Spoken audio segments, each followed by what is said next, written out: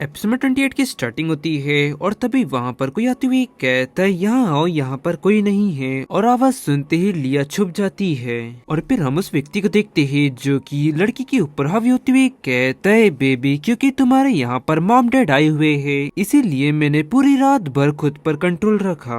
और फिर वो लड़की उससे कहती है मैंने भी खुद पर बहुत ही ज्यादा कंट्रोल रखा, मैं भी तुम्हें गले लगाना चाहती हूँ लेकिन मुझे इस बात का डर है कि। और वही चोरी छुपे लिया उसे देखते हुए मन में कहती हूँ वो यहाँ पर वो व्यक्ति तो। और फिर शिफ्ट में 5 साल पहले का समय दिखाया जाता है जहाँ पर लिया के घर पर वो व्यक्ति उसके क्लोज आती हुई कहता है लिया तुम क्या देख रही हो। और उसे देख वो कहती है मैक्स तुम यहाँ पर क्या कर रहे हो। तब मैक्स कहता है मैं यहाँ पर अपनी फियोन्से को देखने के लिए आया हूँ और क्या ये नॉर्मल नहीं है। तब वो कहती है मैक्स हमारी सगाई मेरे डैड के द्वारा तय की गई थी, लेकिन अगर तुम इसके लिए राजी नहीं हो तो ठीक है, मैं तुमको इसके लिए दोष नहीं दूंगी।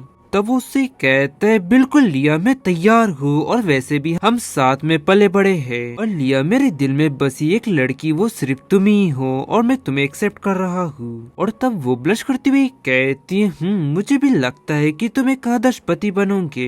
और तभी वहाँ पर एक लड़की आती हुई कहती है ओ तुम लोग अपना प्यार दिखा रहे हो। फिर वो उसके क्लोज आती हुई कहती है बहन तुम्हें भाई मैक्स पर भरोसा करना चाहिए और इस शाही शहर में तुम सबसे अच्छे जोड़े होंगे। और फिर मैक्स कहता है देखो लिया इजाबेला भी ये जानती है। तब वो कहती है हाँ। और फिर लिया मन में कहती है और उस समय वो सगाई मॉम डैड द्वारा तय की गई थी और तब मेरा मानना था कि मैक्स से शादी करना मेरे लिए एक अच्छा ऑप्शन है, क्योंकि हम दोनों एक दूसरे को काफी अच्छी तरह से जानते थे और एक दूसरे पर काफी ज्यादा भरोसा करते थे। और फिर प्रेजेंट में मैक्स उससे कहता है इजाबेला तुम वाकई में काफी ज्यादा खूबसूरत हो और जब भी मैं तुम्हें देखता हूँ तो खुद पर मेरा कंट्रोल नहीं रहता।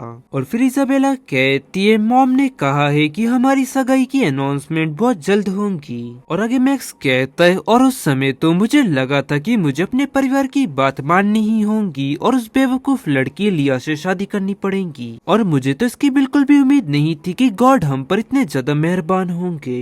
फिर इजाबेला हैरानी से कहती अगर मान लो तुम्हारी उससे शादी हो जाती तो क्या तब तुम मुझे नजरअंदाज करने लगते। इस पर वो उससे कहता है ऐसा कैसे हो सकता है, भले ही मेरी लिया से शादी हो जाती लेकिन इसके बावजूद भी मैं तुम्हारे करीब रहने का कोई ना कोई मौका ढूंढ ही लेता। और इजाबेला तुम वो बात भूल गई कि उसे हमने वेस्ट में भेजा था और उसके ही रूम में हमने एक दूसरे को किस किया था। और लिया ने जाने से पहले नौकरानी से कहा था मास्टर मैक्स और इजाबेला स्टडी रूम में स्टडी कर रहे हैं तो तुम बिल्कुल भी उन्हें परेशान मत करना। तब वो कहती है हाँ मैम। फिर इजाबेला कहती है हाँ वाकई में मैक्स वो दिन काफी ज्यादा शानदार थे और मेरी नादान बहन ने तो हम दोनों को जगह भी दे दी थी। और फिर मैक्स आगे मन में कहता है और ये बहुत ही अफसोस की बात है जब उसकी शादी वेस्ट में हो गई उसके बाद उसका कमरा हमारा कमरा था। और फिर इजाबेला कहती है वैसे चार्ल्स हमें पिछले 5 साल से हर महीने बहुत ही बड़ी रकम दे रहे हैं, अगर वो ऐसा नहीं करते तो उनके बिना तो हम इस बॉल में शामिल होने के भी लायक नहीं थे। और इसके अलावा आज उसने रोलैंड परिवार की दोनों लड़कियों का साथ दिया, वो उनमें से किसी को पसंद तो नहीं कर सकता क्यों, है ना। और फिर लिया उनकी ये बातें सुन मन में कहती है क्या चार्ल्स 5 साल के बावजूद भी उनको पैसे दे रहा है, वो ऐसा आखिरकार क्यों कर रहा है, ये तो उसके लिए अनप्रॉफिटेबल डील है।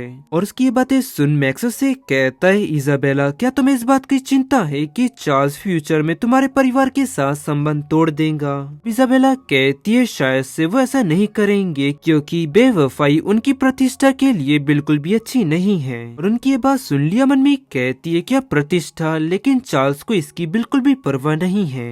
और फिर लियोन दोनों के सामने आती है और वो दोनों ही उसे देख चौंक जाते हैं। और इजाबेला हैरानी से कहती है तुम, और आगे मन में कहती है वो कब आई और क्या उसने हमारी सारी बातें सुन ली। और फिर लिया आगे उनसे कहती है माफ करिएगा मैं अभी अभी यहाँ पर आई हूँ और मेरा कोई भी ऐसा इरादा नहीं था कि मैं तुम दोनों की बातों में दखल डालूं। और फिर मैक्स कहता है कोई बात नहीं। और फिर वो आगे मन में कहता है क्योंकि उसने ऐसा कहा तो इसका मतलब ये है कि शायद से उसने हमारी कोई भी बातें नहीं सुनी। और तभी अचानक वहाँ पर चार्ल्स आती हुई कहता है लिया तुम यहाँ पर। तब इस पर उससे कहती है मैं बस थोड़ी सी ताजी हवा लेना चाहती थी। और फिर चार्ल्स की नजर उन दोनों पे पड़ती है और हैरानी से कहते है इजाबेला मैक्स तुम लोग यहाँ पर क्या कर रहे हो। और वहीं इजाबेला चार्ल्स को देख कांपते हुए मन में कहने लगती है ये व्यक्ति काफी ज्यादा डरावना है और 5 साल हो चुके हैं, लेकिन इसके बावजूद भी जब भी वो मुझे घूर कर देखता है मेरी पूरी बॉडी कांप उठती है। और आगे कहती है मेरे मॉम डैड स्काउट के साथ कुछ बातचीत कर रहे हैं और मैं मैक्स के साथ कुछ समय के लिए अकेले समय बिताना चाहती थी। और मैक्स कहता है हाँ, और वैसे भी हम एक दूसरे को मिले हुए काफी ज्यादा समय हो चुका है। और वही उनकी ये बातें सुन लिया मन में कहती है डैड और वो लेडी भी यहाँ पर है ही। और उनकी ये बात सुनते ही मेरे शरीर में दर्द उठने लगा। फिर चार्ल्स उससे कहता है और फिर तुम्हारी मुलाकात लिया से हुई क्यों, है ना। ये सुनते ही इजाबेला कहती है हाँ, और मुझे इसकी बिल्कुल भी उम्मीद नहीं थी कि उनका नाम भी लिया है। और उनको करीब से देखने के बाद उनका स्वभाव भी बिल्कुल मेरी बहन की तरह है। और उसकी ये बातें सुन लिया गुस्से में कहती है क्या सच में। और मेरे तो सुनने में ये आया है कि मास्टर मैक्स आपकी बहन के बचपन के प्रेमी हैं। और इस वक्त ही काफी ज्यादा हैरानी की बात है कि अब वो छोटी बहन के साथ है। वहीं चार्ल्स लिया को देख मन में कहता है क्या लिया नाराज है और क्या मैक्स के साथ कुछ गड़बड़ है। और आगे चार्ल्स कहता है मैक्स क्या तुम पहले लिया के करीब थे और ये बात मुझे पहले कैसे नहीं पता चली। फिर इजाबेला कहती है हम बचपन से ही साथ साथ बड़े हुए हैं। और फिर मैक्स भी कहता है उस समय हमारी उम्र लगभग एक जैसी थी, इसीलिए हम एक दूसरे से काफी अच्छी तरह से परिचित हो गए थे। और फिर लिया कहती है हाँ, और अगर इस वक्त तुम्हारी बहन को पता चल जाता कि तुम दोनों की सगाई हो चुकी है तो वो तुरंत ही ताबूत से बाहर आ जाती। तभी अचानक लिया गिर जाती है और चार्ल्स उसे संभालते हुए कहता है लिया। फिर उन दोनों से कहता है तुम दोनों ने उसके साथ क्या किया। और वो दोनों ही चौंक जाते हैं और कांपते हुए कहते हमने उनके साथ कुछ भी नहीं किया।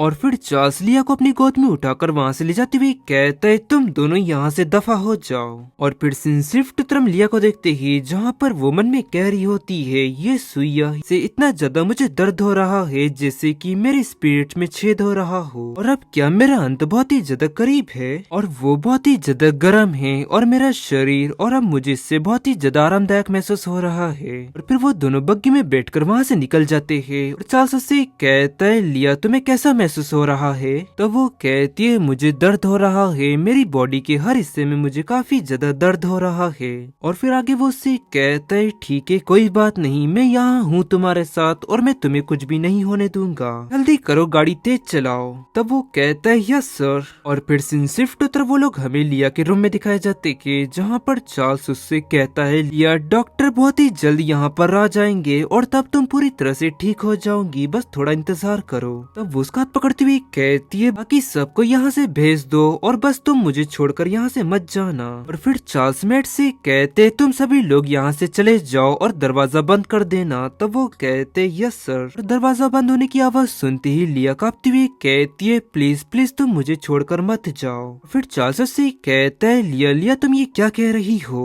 और फिर तभी लिया उसे पकड़कर किस करने लगती है। और गाइस इसी के साथ ये एपिसोड यहाँ एंड होता है। पसंद आया तो लाइक एंड सब्सक्राइब जरूर करें। मिलते हैं आपको जल्दी नेक्स्ट एपिसोड में।